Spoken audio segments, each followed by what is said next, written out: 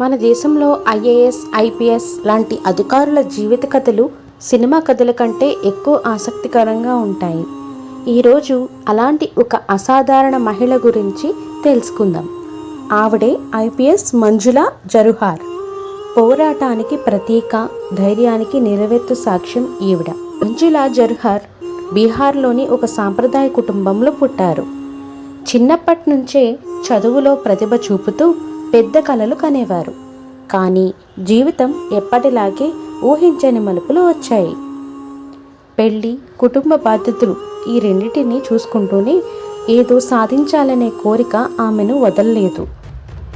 ఆ రోజుల్లో మహిళలు సివిల్ సర్వీసెస్ రాయడం కూడా చాలా అరుదు. పోలీస్ అధికారి అవ్వడం అయితే దాదాపు అసాధ్యం అనిపించేది. కానీ మంజుల సమాజం పెట్టిన అడ్డంకులను లెక్క చేయలేదు.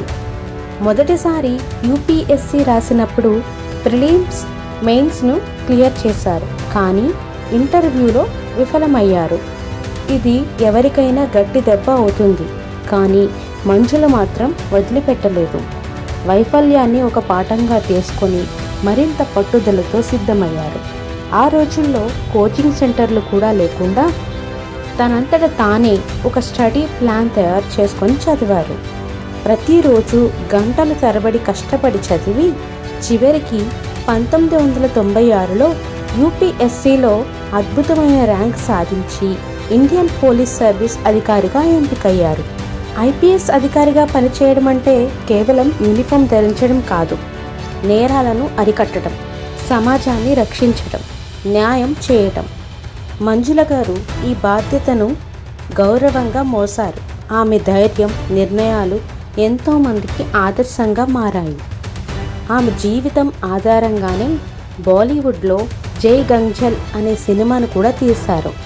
మంజుల జరుహార్ కథ మనకు ఒక గొప్ప సందేశం ఇస్తుంది.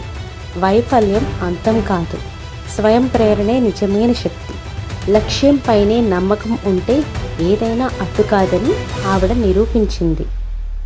మనము మన లక్ష్యాల కోసం నిరంతరం కృషి చేస్తే విజయం ఖచ్చితంగా మనకే అవుతుంది. ఈ స్టోరీ ఎలా అనిపించింది? మీ అభిప్రాయాలను కమెంట్లో తెలపండి. అలాగే ఇలాంటి మరికొన్ని స్టోరీస్ తెలుసుకోవడానికి మా ఛానల్ను సబ్స్క్రైబ్ చేయండి. Thank you for watching. Please subscribe our channel.